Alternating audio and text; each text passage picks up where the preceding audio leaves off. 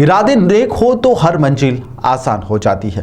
धार में भी कुछ ऐसा हुआ है, जहां पर 12वीं कक्षा में पूरे प्रदेश में 9वां स्थान जिले में टॉप बनाकर निसरपुर का बेटा कश्यप ने नाम रोशन कर दिया है। धार जिले के छोटे से गांव निसरपुर के बेटे ने यह काम किया है। जिले का नाम रोशन कश्यप ने किया है। कश्यप पाटीदार ग्राम निसरपुर का निवासी है, जो कि 12वीं कक्षा का छात्र है। Private school Nehru higher secondary में वह पढ़ाई करता है। जीव विज्ञान बायोलॉजी में पढ़ाई कर रहा था, जिसे आज पूरे प्रदेश में उसने अपना 9वां स्थान लाकर टॉप किया है। कल्पेश एक ऐसे परिवार से आता है जिसकी नर्मदा घाटी विकास प्राधिकरण ने पुश्तैनी हिस्से की जमीन का टुकड़ा भी पुनर्वास हेतु अधिग्रहित कर लिया था। इसके बाद परिवार के पास आजीविका का कोई साधन नहीं बचा।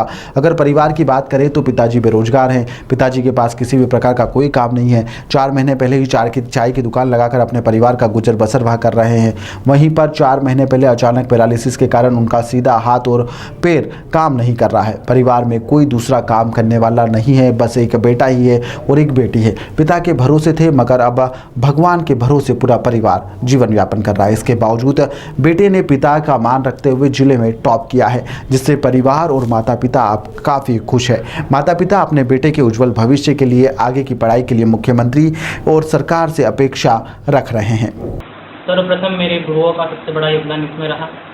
गुरु ही होते हैं वो जो किसी विद्यार्थी की नींव पैदा करते हैं, तो गुरुओं का काफ़ी ज़्यादा महत्वपूर्ण योगदान रहा इसमें। पांडे सर, अंकित सर और बाकी सभी का बहुत महत्वपूर्ण योगदान रहा इसमें। उसके बाद मेरे माता पिता का सबसे बड़ी भूमिका रही इसमें। तो उन्होंने काफ़ी खराब आर्थिक परिस्थितियों में भी काफ़ी बढ़िया सहयोग किया मुझे, और मेरी पढ़ाई में भी कोई बाधा वगैरह आए तो उन्हीं से मैं सहायता लेता था। उसके बाद मेरे दोस्तों का काफ़ी योगदान रहा इसमें। उनको सिखाते सिखाते ही मैं चीज़ों को सीखा हूँ। जब भी मुझे ऐसा कुछ लगता है कि मैं किसी चीज़ में अटक रहा हूँ, तो वो फिर मैं कुछ सीखता और फिर अपने दोस्तों को सिखाता। असल में चीज़ें सिखाने से ही आती है। आप जितना दूसरों को सिखाते हैं उतना आप खुद सीखते हैं चीज़ों। परिणाम घोषित हुए हैं 10वीं और 12वीं कक्षा के, और 12वीं कक्षा में आपने प्रदेश में 9वां और जिले में प्रथम स्थान प्राप्त किया है। तो इसका श्रेय और इस प्रकार क्या खुशी आपको ये? जी, इसका श्रेय तो सर्वप्रथम मेरे माता पिता को जाता है, क्योंकि बुरी से बुरी आर्थिक स्थिति में भी उन्होंने मेरा भारी सहयोग किया। पिछले 4 माह से मेरे पिताजी को पैरालिसिस की वजह से वो घर पे है, मतलब हमारी दुकान बंद है चाय की। उस वजह से आर्थिक स्थिति इस समय कुछ खास ठीक नहीं है, लेकिन इसी आर्थिक स्थिति को मैनेज करते हुए भी उन्होंने मुझे आगे पढ़ाया लिखाया। काफ़ी सालों से पढ़ा लिखा रहे हैं। उसके बाद मैं इसका श्रेय अपने गुरुओं को देना चाहूँगा, कि उनके सहयोग के बिना तो कुछ भी संभव नहीं था। उदाहरण के लिए अंकित सर हैं, पांडे सर हैं। पांडे सर तो पिता समान थे मेरे लिए, उनके बिना तो कुछ भी संभव होना। और उसके बाद मेरे दोस्त सबसे महत्वपूर्ण, क्योंकि मैं उनको सिखाता था चीज़ें, जिस वजह से मुझे और अधिक चीज़ें सीखने को मिलती थी। असल में मेरी जिज्ञासा है चीज़ों को सिखाना, चीज़ों को जानना, कैसे चीज़ें काम करती है, ये मेरी जिज्ञासा है। तो उनके सहयोग के बिना भी ये कुछ करना नामुमकिन था, उनके सहयोग बिना। अभी इसके बाद आपका लक्ष्य क्या रहेगा पढ़ाई को लेकर?